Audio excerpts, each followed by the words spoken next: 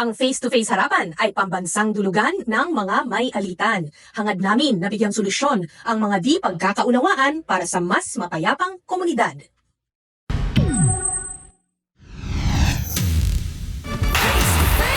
Sinong sisimangot? Face to face. Sinong ngingiti? Face to face. Inyong bangayan? Face to face. Huwag mong talikuran. Harapin mo face to face.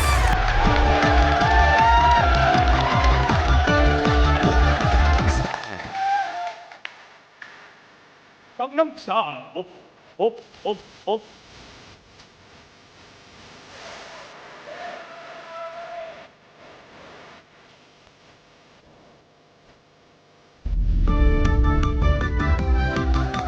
Alam niyo parang mas mahina, yung mas malakas naman ang parang pasigawan! Ganyan kasi ngayon. Ganyan, tama. Po, tama. Buwan ang mga puso, bawal ang galit-galit. Dapat love, love, love lang. Bawal mapanakit. Kami sa Team Puti, laging happy. At kahit ako'y single... Ma'am. Single ma? I'm Donita Knows na pretty pa rin lagi, kaya...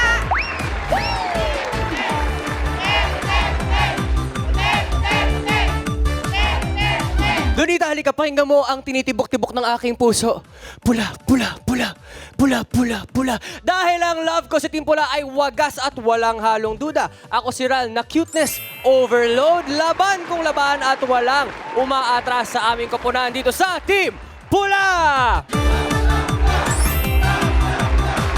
So, ikaw yung cuteness, ako yung overload. Ikaw yung overload. Ay, nako, tama na yan. Ang tanong, sino ang mas mananaig dito sa... Face-to-face harapan! Ang magbigay ng gabay at komento ang love language nilang tatlo. Please welcome ang ating harapang tagapayo. Ang eksperto pagdating sa batas, Attorney Lorna Capuna.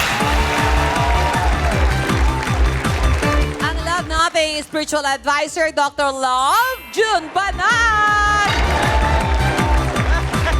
At ang ating gabay pang kaisipan, Dr. Camille Garcia.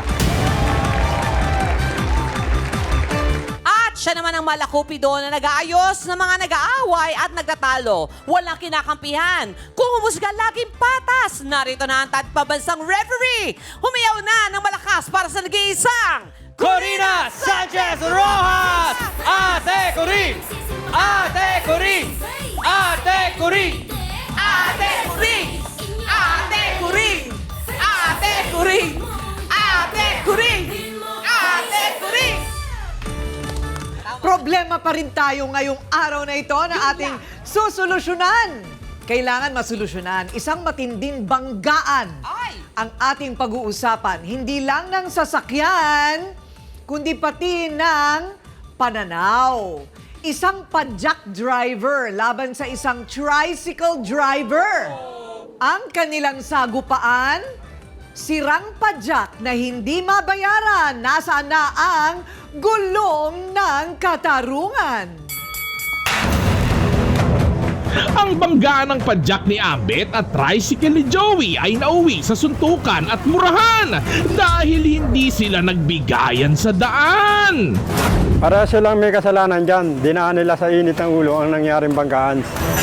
Grabe ka naman, Joey. Dapat inintindi mo na lang si Tatay Ambit kung nagkabangga kayo. Alam mo naman, matanda na yun, ikaw. Mas bata ka sa kanya.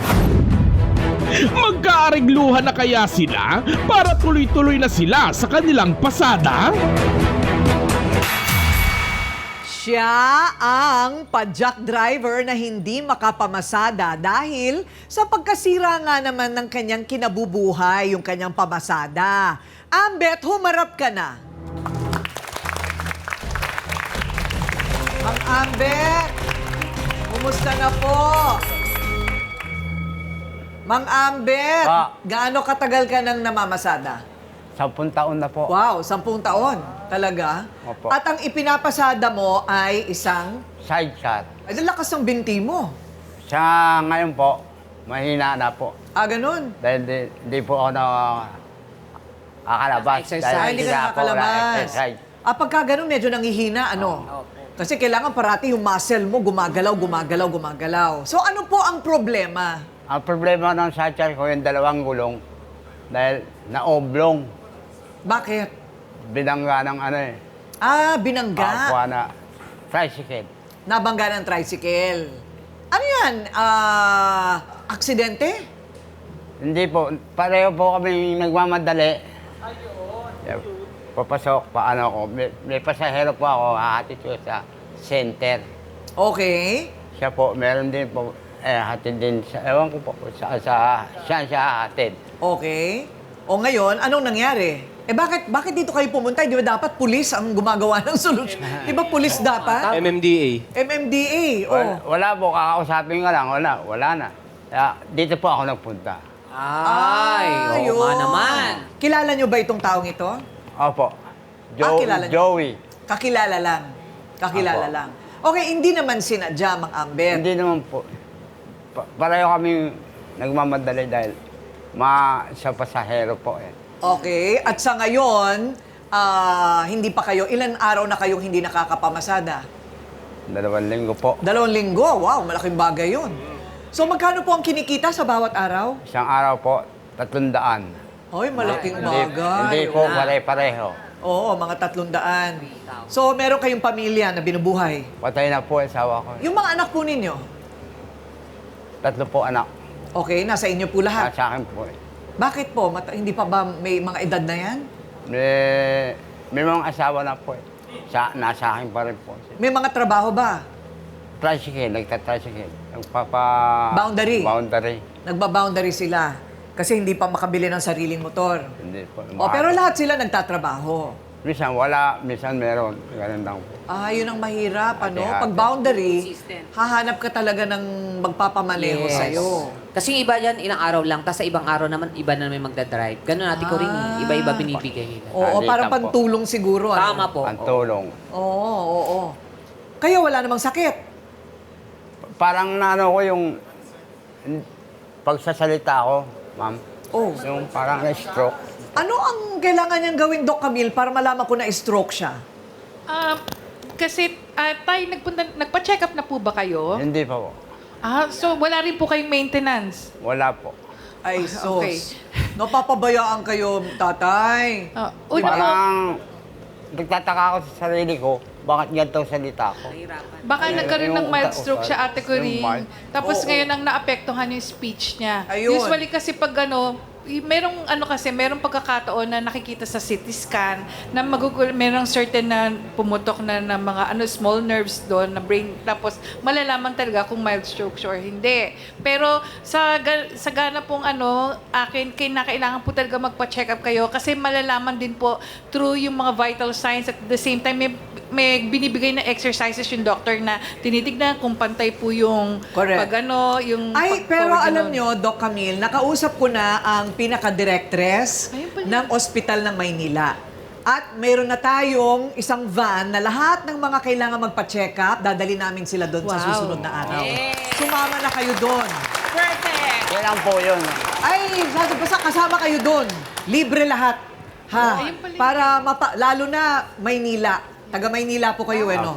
Ayan, District 2 siya eh. So, pasok na pasok. Pasok. Kahit ngayon hindi taga Maynila, tinanggap nila. Wow. Mabait yung ating kausap na director ng Ospital ng Maynila. Ayan, thank you po. Ngayon, eto yung kanyang kondisyon na stroke siyang hindi niya alam, lalo ngayong nagiging problema dahil nga wala siyang kabuhayan. Eto naman, ang sinasabing itinuturo ni Tatay Ambet na may kasalanan kung bakit nasira ang kanyang padyak. Joey, humarap ka na.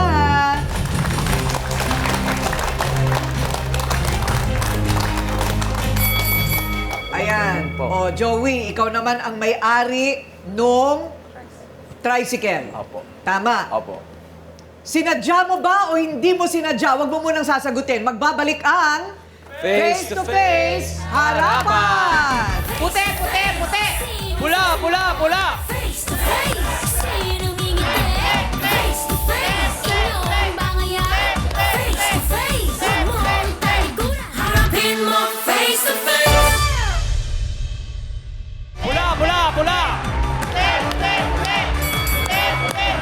At ang nagbabagang tanong, sinadya mo ba o hindi mo sinasadya ang nangyari? Hindi ko naman po sinadya kasi po, Ma'am Corinne, Emergency po yung sakay kong pasyente.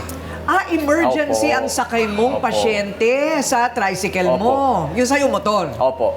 Anong emergency yun? Na masama po yung pakiramdam niya na sumisikip po yung paghinga ng pasyente ko. Okay. Hindi ko rin po mapaliwanag kung ano po yung nararamdaman niya. Yun po sinabi niya sa akin. Ngayon po, May edad sinakay na, ko po may siya. edad. Hindi naman po. Okay. Sinakay ko po siya sa tricycle na nagpapadala po siya, nagmamadali po. Kaya po ako ngayon, itinakbo ko po siya papunta ng ospital. Okay. Ngayon po, ito naman po si Mang Ambit, pinilit niya pa pong ipasok yung sidecar niya. Alam niya naman pong bumubusina na po ako na emergency po.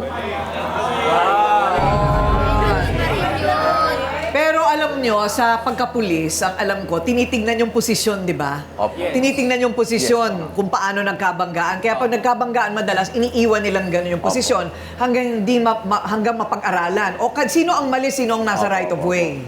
Sino? Ang pagkakaano ko po ron, alam niya naman po na emergency po ako, ba't niya pa po ipinasok? Pero parang feeling ko nasa right of way si Kayo po tatay. yung nasa tama. Oo, siya ang nagmamadali siguro siya. Kayo po yung nagmamadali Oo. naman. Ayun. Yun lang. Oo. Okay. Ayun pala yun. Medyo may konting pag-iisipan Tama. din Opo, doon. Ate Cory. Di ba? Kasi, Attorney Kapunan, paano yun? Ano ba ang mas matimbang sa batas? Yung nasa right of way ka o yung kasalanan mo pa rin ba na meron kang isinasalbang buhay? So bagay, wala ka hindi ka naman ambulansya, ah. Hindi ka ambulansya. Okay. Sa batas, ang kino-consider kung ano yung tinatawag na proximate cause. Ano yung proximate cause? Yung proximate cause, ibig sabihin, kung sino ang gumawa ng aksyon that resulted sa injury. Ayun. So, si padyak-padyak, ikaw mas mabilis, ikaw ang at saka who can avoid the injury. Kasi siya, pwede niyang i-avoid yun eh. Nakamotor siya, pwede siyang mag-avoid. Si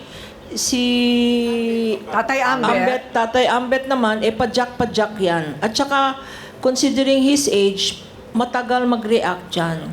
So, itong naka-emergency, ikaw ang nasa posisyon na mag-avoid sa injury na yan. Kahit na emergency ang kanyang itinatakbo sa Kasi ospital. kahit na emergency, kailangan hindi nawawala sa batas yung tinatawag na due diligence. Oo. Dapat careful ka rin kasi yung sa emergency na yan, sa bilis ng takbo niya, miski na good yung intention niya, baka dalawa pa ang mag-emergency or tatlo silang mag-emergency. Oo. Sa bagay, wala pa naman ako nakikitang ambulansya na nakapatay ng tao. Hindi ba? Kahit na ambulansya pa siya, may wangwang pa siya, wala siyang karapatan na bumangga. Di ba? Bumangga sa sasakyan na hindi tumatabi. Di ba? Parang ganon. Pero hindi mo naman siguro sinasadya. Ayun. Pero bakit nga ba hindi ka nakapagpreno? Hindi po, ma'am, pagkabusina ko, pinilit niya po kasi lang talaga ipasok. Okay. So, bakit hindi nyo siya pinagbigyan, Mang Ambet? Marami pong nakaparada sa ano eh. Oo, Marami sa pa tabi. Sa tabi. nakaharang din. Kaya, pasensya na kung na-disgrasya siya. Okay. So, wala ka rin kasi mapasukan. Opo. Ayun. Mang Ambet, ito bang nangyari sa inyo pagkatapos nito o bago? Pagkatapos po. Pagkatapos nitong aksidente, ayan, parang nagkaganyan na kayo. Para siya na mild stroke. Oo. Ayun, na kailangan natin pa-hospital din ngayon. Oo. So, lahat ito ay pagkatapos noong aksidente. Apo. Ang hirap din, nawalan na ng kabuhayan, lahat nakasandal sa kanya. Ayun, tapos, eto pa ang nangyari sa kanyang kalusugan. Sa akin. Oo, pero ayusin naman po natin yan. Apo. Ayusin natin yan, So, pero, hindi doon natapos yun. Meron pa daw, pagmumura at suntukan. Ay, nako! Ano ba nangyari? Kasi parang ang babait ninyo ngayon, parang ang babait. Pero nagsuntukan kayo?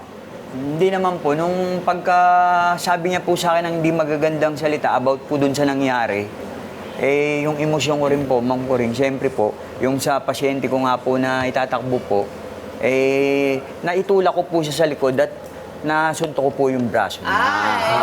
Ano ba nasabi sa'yo ni Mang Ambet? Minura niya ako ng minura at kung ano-ano, yun lang. Ayun, minura daw kasi din siya ng minura, maraming sinabing masasakit. Ganon. Pero malaki yung tanda niya sa'yo, ano? Yes Malaki po, yung ma'am. tanda niya sa'yo. Pero balita ko, humingi ka naman daw ng Opo, dispensa. humingi naman po ako sa kanya ng dispensa. Oo, doon sa nangyari. Totoo naman yon, Mang Opo, Ambet. opo. Oo. Nagkainitan lang ng ulo. Nagkainitan dahil sa may mga Nasira eh. May mga nasira. May mga nasira. emergency. Oo, so paano ngayon yon? Meron ka bang Meron ka bang pangpagawa noong kanyang dalawang gulong? Yun nga po, Ma'am Puring, parehas po kami na nagkaroon po ng problema yung pinapasada po namin. Wala rin po kami mapagkuhanan totally po ngayon ng source of income po namin. Okay. Na maitutulong ko rin po sa kanya pampagawa po nung sidecar niya. Okay, yung sa'yo, anong nangyari sa'yo? Sira rin po yung sa may gulong tsaka po yung sa manubela, Ma'am Puring. Yung sa may manibela at sa Opo. gulong, so hindi mo rin na ipapasada? Opo, sa ngayon po. Curious lang po, yung pasyente na itakbo mo naman sa ospital, umabot naman po. Opo, umabot naman. Iniwan ko na rin po kasi sila po agad nung pagkatas po nangyari po yun. Sa emergency? Opo. Oo. Hindi naman daw sa ayaw niyang bayaran. Kaya lang, wala rin siyang pambayad. Yun ang problema niya, di ba? Tanong ngayon, sino ang magpapagawa ng gulong? Di ba, no, Tay? Sino Wala akong magpapagawa papagawa. ng gulong? Wala rin. Oo. Siya Pareho kami rin, lang eh. wala rin siyang pagkukunan. Okay. O, teka muna. Malinaw po na si Joey ay nagmamadali dahil may emergency. Pero malinaw rin na si Ambet ay nawalan ng pangkabuhayan dahil nasira ang kanyang padjak sa insidente. Pero ang tanong, may dapat bang managot? O dapat na lang ba itong dadaanin sa magandang usapan? Ano magandang usapan? Wala ngang pera, walang kabuhayan. Abangan ang pagbusina ng kanilang mga kakampi sa pagbabalik ng Face to Face Harapan! Pula, pula, pula! Sinong sisimangot? Face to face. Sinong ngingiti? Face to face. Inyong bayan? Face to face. Huwag mo ang talikuran. Harapin mo face to face.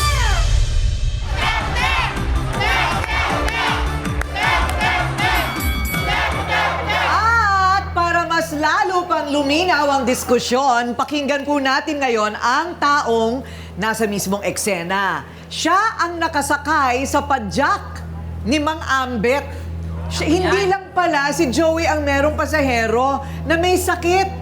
May sakit din yung daladala ni Mang Ambet. Na-stroke din. Ay! At papunta ng center. Ayan. Yagit! Yan ba talaga ang pangalan mo? Yagit! Humarap ka na.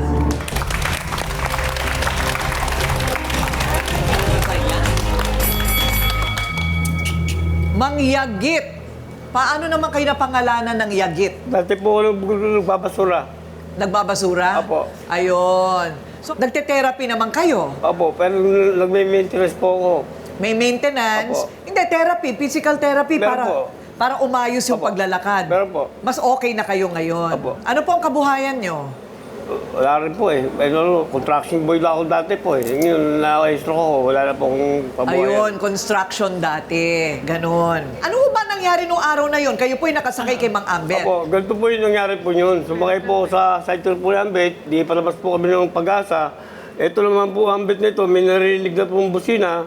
I-generate na po. Pero nasa right po si Joey. Oh. Yun po. Yung nabangga po kami. Di nagsalita ito ng masakit na nasaktan niya. Yun lang po. Siya lang po. Bumaba po ako. Matanda na to, sinakta mo pa. Inahamon ko po siya, hindi po ako pinansin dahil meron siya tinatakbo sa ospital. Ayun. So tama naman din yung kwento mo, no? Tama rin ang kwento mo. Pero siya yung nasa right of way siya. Opo. Oh, kita mo nasa right of way pala siya. Ah, siya ba? Siya yung nasa right of nagpalit way. sila. Pula! Oh, ayan, nasa right of way pala siya. Kaya lang si Mang Ambet wala na rin Dahil nataranta lang po mapapasukan. siya, nataranta lang po sa busina, dinrate niya rin. Ayun, kasi nga bumubusina dahil meron siyang itinatakbo. Talagang aksidente, kumbaga. Attorney Kapunan, may pananagutan ba si Joey na bayaran yung nasirang kabuhayan? Siya yung nasa right of way, ha, pala. Yan ang sabi ng kakampi ni Yagit. Kakampi ni Ambet si Yagit. Palagay ko sa mga kwento nila, miski na right of way ito, miski na right of way ito. Ang tunay na nature na yan, aksidente. Sa accident na yan, sa batas, you shoulder your own damage. Kasi aksidente yan eh. Hindi naman intentional na binangga niya. Hindi naman intentional na banggain ka or hindi ka naman talaga nakaiwas kasi sabi mo nga walang space na pag-iiwasan. So, palagay ko, ang nangyari dyan ay aksidente.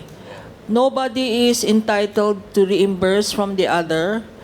You shoulder your own damage to your property. Parang ganon. Parang ang gano'n ang mangyayari. sa batas, no? Pero, syempre, nasa storya yan, ano? Sino bang may kaya? Iba naman yung sino ang may kaya kasi si Joey, merong may kaya kasi OFW, yung kanyang asawa, baka pwedeng tumulong. Eh si Ambet naman, may tatlong anak na may apo pa, eh lahat naman tamad. Siguro, sila ang habulin mo, hindi si Joey. Ayun, kailangan talaga nagtutulungan. Di ba no, mga Ambet, yung mga anak mo, gusto kong sermonan. Kailangan tumutulong na sa'yo yan. Di ba? Parang alang, ma'am eh. Oo, kailangan. Kasi may mga anak din. Pero kailangan pagtulong-tulungan dapat yung pagpapagawa ng gulong mo. Di ba? O ito naman, siya ang sakay ng tricycle noong naganap ang insidente. Ang pasahero naman ni Joey na nagmamadaling isugod noon sa ospital. Ryan, humarap ka na.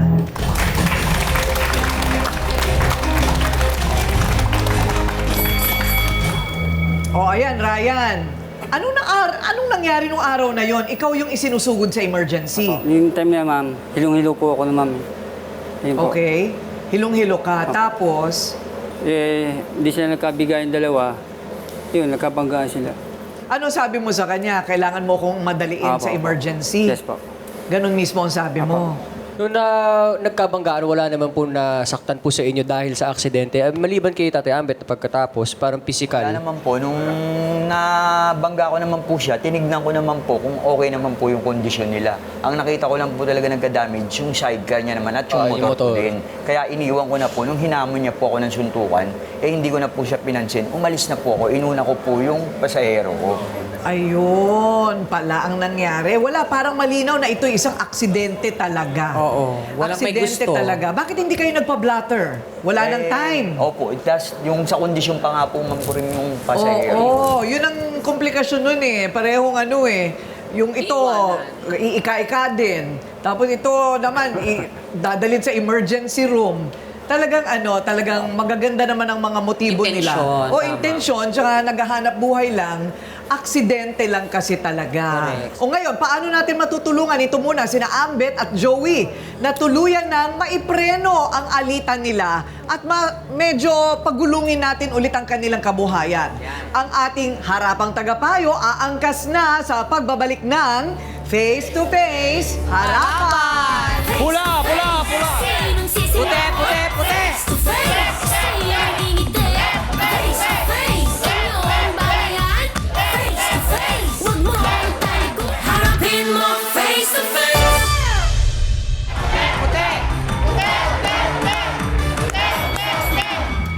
Okay, mga sausawero at sausawera, ano ang solusyon dito sa problema nila? Pareho na silang walang kabuhayan, nagkabanggaan, maganda intensyon, pero ngayon pareho silang wala.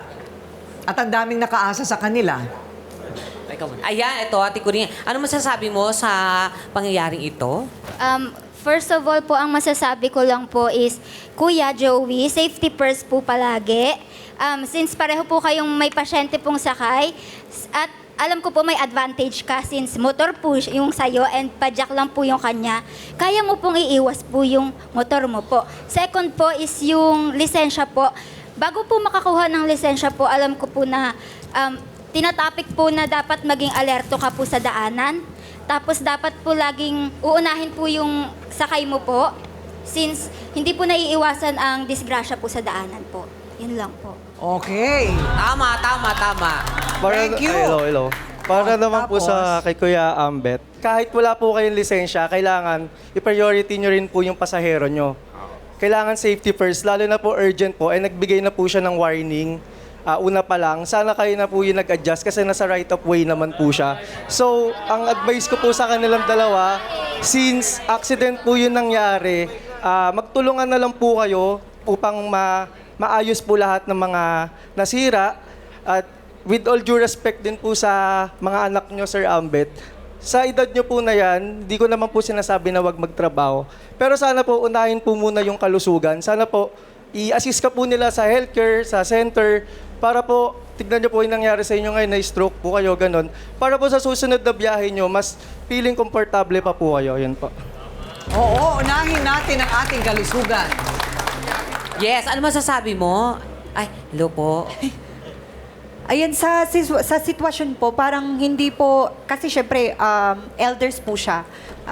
Respect sa elders natin. Dahil emergency naman yon, dapat di na po kayo nakipagsagutan or what. Tinakbo nyo na po agad para wala na pong any other consequence na further na mangyari. Katulad nga po ngayon na nagkagalit po kayo. So, yun lang naman po. Oo, wag nang pahabain pa. Oo, ganon. Mawalang galang na po, Tay. Mawalang galang na po sa inyo. Masabi ko lang po, sa ganyang edad po, dapat po talaga nagpapahinga na po kayo sa bahay na lang po. O kaya naglilibang na lang po. Kasi sa kagaya niyan, pag may mga emergency sa daanan, medyo parang may inanap po yata yung padilig yun, tsaka di na po kayo listo sa daanan po. Tapos, pangalawa po, dahil padyak lang po kayo, wala po kayong lisensya po kasi. Kaya hindi niyo po yata naintindihan yung patakaran sa kalsada po. Kaya kapag yung emergency, hindi po agad kayo nakakaiwas o nakakagilid po. Tsaka hindi kasi siya motorized vehicle. Kaya Hindi motorized so I don't know vehicle. because I don't drive motor. Pero syempre, alam nyo, ang 65, pwede pa naman yan kung kayo'y malusog ang pangangatawan. Ayan. Well, dito naman sa ating sa ating sitwasyon, hindi naman ito tinatawag na road rage, no? Nako, Dr. Love, naniniwala ka ba na at 65 wag nang lumabas at magtrabaho? Si 65. Tatay Ambet? Napakabata pati ko rin. 65. Pero may limitasyon ang katawan natin. Kung nakita natin na stroke naman si tatay na. Na-stroke na si tatay, nakikita natin. Very obvious yan. Na?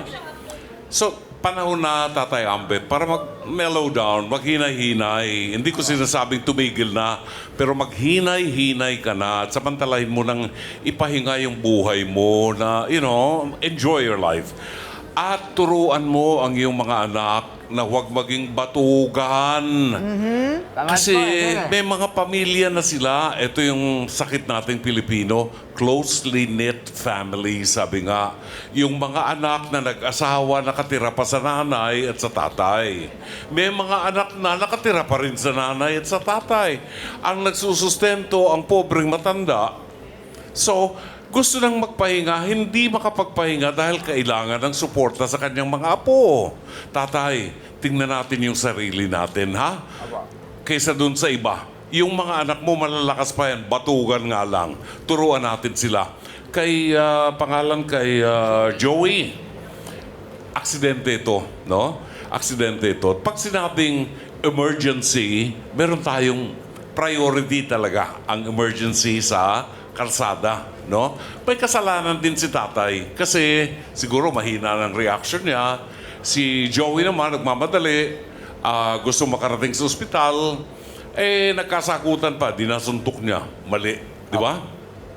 Na-realize naman niya ang kamalian niya. Pero ang aral dito, sabi nga ng attorney, magpahinog kayo ng inyong mga pigsa. Kayo, kanya-kanya ang magpaayos ng inyong mga sasakyan. At ikaw naman, Joey, kung may maitutulong ka naman ng bahagya sa matanda, out of love and respect, abutan mo naman, no?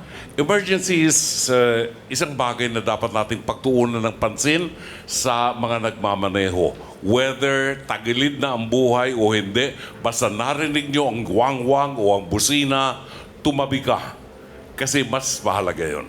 Maraming salamat, Ate Kuri. Ayan. So, Attorney Lorna, ano ang iyong payo para magkaayusan sila? Unang-una, sa mga may stroke, lahat ata kayong tatlo, no? Miski na wala tayong 4Ps kasi hindi na kayo qualified, meron tayong PWD benefits. Yung Persons with Disability Act sa Magna Carta ng PWD, meron kayong 20%. Sayang rin yun, 20% discount, no? At saka VAT exemption, no? So, sa pagbili ng gamot at pagkain, meron kayong PWD disc. Meron ba kayong card, Mang Ambet? Wala po. O, ayan, walang Ayan na nag-aasikaso. Kailangan natin siyang kunan ng PWD card. Or senior card, meron Or po senior kayo? card. Senior po, meron. Oo. Pero parang mas malaki ang benefits ng PWD. Oo, Tignan natin oo, yan. kasi na-stroke po kayo, kahit kayo mangyagit. Kailangan meron kang PWD card. Okay. Kayong dalawa, ay kayong tatlo kasi meron kang potassium deficiency din, qualified ka. Pero lastly, gusto ko lang sabihin, mali rin yung love. Yung love must be accompanied by mutual love, no? Mahal mo yung mga anak mo, kanya ikaw yung naghihirap, miski na sabi nga ng mga sausawero natin, patugan sila. Pero that's the wrong kind of love. Ha? Kasi dependency yan. Hindi yan love. Ginagawa mo silang tamad. Pabayaan mo na sila, magutom man sila. Para alam nila kung gaano kahirap ang maghanap ng trabaho. Sila ang paghanapin mo ng trabaho at pahinga na kayo. Retired na siya at 65. Huwag tayo Hindi, ang advice ko rin sa ating mga senior citizen, ako, sasabihin ko na sa national TV, 72 years old na ako. Pero trabaho pa rin, di ba? Kasi itong trabaho, nakaka-keeping us young, nakakalibang, nakakatulong tayo sa iba. Pag wala tayong sakit, kanya unahin niyo muna yung sakit nyo, tatang, no? Yun lang po. Okay, unahin ang sakit, ang ating kalusugan, Mang Ambet, ha? Okay, Doc Camille, anong mapapayo mo sa kanila, lalo na at pareho silang naninindigan na, syempre, wala silang kasalanan, ano? So, sa mabuting pag-uusap na lang ba ito madadaan? Actually, totoo yun Ate Coring yung sinasabi nating mabuting pag-uusap dito, magkapatawaran din kayo. Kasi unang-una, si Tatang, lalo na may sakit ka, Tatang. So, dapat lang siguro na magkaayos kayo dahil kasi kung kayo ay sabihin na natin, nagpapakumbaba rin. At the same time, nagpapatawad sa isa't isa, malaking factor po yun para maging maayos din ang ating kalusugan. Just a reminder din po yung pong tinatawag nating TIA o yung transient ischemic attack, yun po yung mga stroke na sinasabi. Ito po yung dapat nating tandaan, the word FAST, F-A-S-T. Face, dahil kasi meron pong pagkakataon bigla pong nangingiwi. Hindi ba yung gumaganon? Tapos A, yung arms, yun po bigla po yung nanginginig or biglang namamanhid. At bigla yan po ang unang-unang sabihin na nating parang nanghihina. S is speech, bigla pong shmash, ganun yung mga boses nyo. And then time is, T is time. It's always the essence na talagang napaka-importante po ang time na isugod kayo sa ospital or daling kayo sa ospital kasi po it is imminent or ibig sabihin pwede po yan mag-lead sa isang full-blown stroke. Mas malaki po ang possibility na hindi na makakabalik sa bahay mo kung hindi mo pag-aasikasuhin yan. So, kinakailangan, importante po. And remember ang TIA, hindi po yan nangyayari sa mga matatanda. Pwede yan mangyari kahit 18 years old ka or 20 or even meron pong tinatawag yung early signs ng TIA kahit 15 years old. Pwede pong magkaroon nito. Kaya lahat po dapat mag-ingat yung inyong kinakain. Kung pwede mag-iwas sa alcohol, sa mga sigarilyo, importante po yan.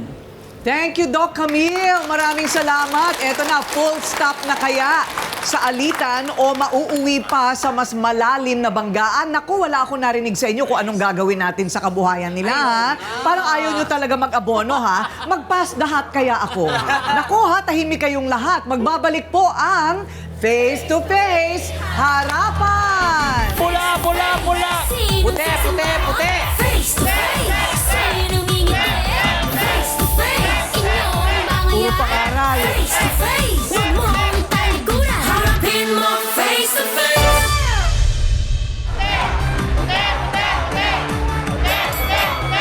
Tayo naman po'y handang tumulong pagdating po sa pangkalusugan. Meron na po tayong ugnayan dito nga po sa Ospital ng Maynila. Sabi po namin, Mang Ambet, importante talaga mailapit namin kayo para sa inyong maintenance at saka sa inyong, lalo kayo ni hindi po kayo nagpapa-check up. Ni hindi nyo nga alam kung nagka-stroke kayo o hindi, bigla na lang ganyan kayo magsalita. Hindi ba?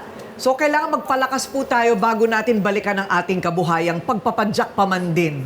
Kailangan talaga malakas ang binti at katawan mo Bumalik ang dyan. dating katawan ko. Oo, di ba? Saan ba natin kukunin ang ipang-aabono natin para sa kabuhayan, di ba? Ng dalawang ito para masimulan ulit. Bakit kayo nakatingin sa akin lahat? O ngayon, kami na po ang bahala sa pagpapagawa. Ayan. Kami na po ang bahala sa pagpapagawa dito po sa dalawang gulong ni Mang Ambet. Libo-libo din po ang aabutin kahit po padyak lang. Ano? At si Joey din, ganun din po sa kanyang motor. Nako, kailangan talaga pinag-iipunan ng aksidente. Hindi mo malaman kung kailan yan mangyayari. Ano? Yan ang aking sermon maya-maya. So, Mang Ambet, tutulungan daw kayo ni Joey para hindi kayo maloko sa pagpapagawa ng dalawang gulong ng inyong padyak. Tutulungan kayo ni Joey. Sabi mo, Joey, di ba? Kasi siya yung nakakaalam kung paano yung para hindi maloko si Mang Ambet sa presyo. At saka hindi nyo nakakayanin. Baka siya na ang magdadala ng padyak ninyo. Siya na doon po sa pagdadalhin ko. Ha? Siya na po. Oo, para hindi ka na mahirapan. Kasi yung mga anak mo nga, di ba, gusto nating pagkukutusan. O ngayon, yung anak mo na ngayon, pagka naayos ang inyong padyak, yung anak mo nang ipagpadyak mo. Ay, kita mo? Ayaw po. Naku! Ano sasabihin? Nakakahiya sa tao. Ha? Magpapadyak ako. Huwag na lang. May ganon? Para niyang sinabi na kaya kinakahiya ka niya. Sinabi sa akin yun, magpapadyak ako. Nakakahiya, ikaw na lang.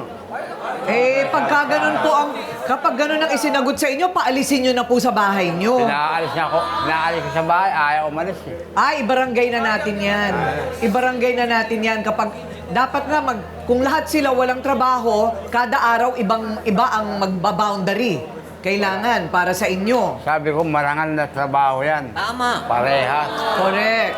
Kailangan ibarangay, Attorney Kapunan, para matuto yung mga anak niyang batugan? Tama, dapat ibarangay niya yan. Kung hindi, umalis na sila doon sa bahay niya. Kanino ang bahay yan? Sa akin po. Paalisin mo yan. Kaya, Paalisin mo. Pinaalis ko nga, ayaw Bakit? Barangay nga yan. Sasabihin sa inyo. Sino nagpagawa niyan? Nanay ko. Sasabihin. Nanay daw nila. Nanay. Samantalang ako nagpagawa dyan, pinagpawisan ko, iniipon ko yun. Totoo ba? Totoo po yun. Ay, naku, kailangan pong ilalapit po namin kayo sa barangay para matuto po ang inyong mga anak. Ano po? Pero ang pinaka-importante, magpagawa po natin yung ating pinagkukunan ng kabuhayan. Huwag po ninyong ipipilit na kayo po ang magmamaneho niyan, ha? Hanggang hindi po natin kayo naaayos ang pangangatawan. Okay, tama ba yun? Okay, magkamayan na kayo. Meron na tayong kasunduan. Ayun. May kasunduan na tayo. Napaka-importante ng dalawang may sakit din itong kanilang pasahero. Importante po talaga ang ating kalusugan. Yan ang unang-una talaga. Ayan. Emergency. Sa kaso pong ito, ang pumasok sa aking isip ay yung uri ng emergency na kailangan po natin parating pinaghahandaan. Kaya nga aksidente hindi sinasadya. Pagkatapos ng aksidente, ayan na ang emergency na nawala bigla ang inyong kabuhayan. Paano yun kung wala tayong ipon para sa emergency? Isa sa mga mahalagang matututunan po natin dito ay ang una, pag-iwas sa aksidente. Pag-asikaso sa ating kalusugan at importante, ang pondo pang-emergency kung yan man ay dahil sa aksidente o biglang kawalan ng trabaho o sakit. Kurot sa kinikita natin kada araw o kada buwan, itabi para sa araw ng ating pangangailangan. Diba? Kung hindi kayo kailangan pumunta rito para sa inyong kabuhayan. Tama? Okay, mabuti naman po. Sana po medyo umigi na ang inyong kalusugan at kabuhayan pagkatapos po ng ating programa ngayon. Ako po ang inyong pambansang referee, Ate Kuring, na nagsasabing may cake ang harapin ang mga issue dahil walang hindi nadadaan sa pag-uusap. Basta dapat may mukha kang ihaharap dito sa Face to Face Harapan! Face to face. Face to face. Face to face. Face to face. Face to face, harapan tayo. Face to face, problema'y solusyonan. Tayo na at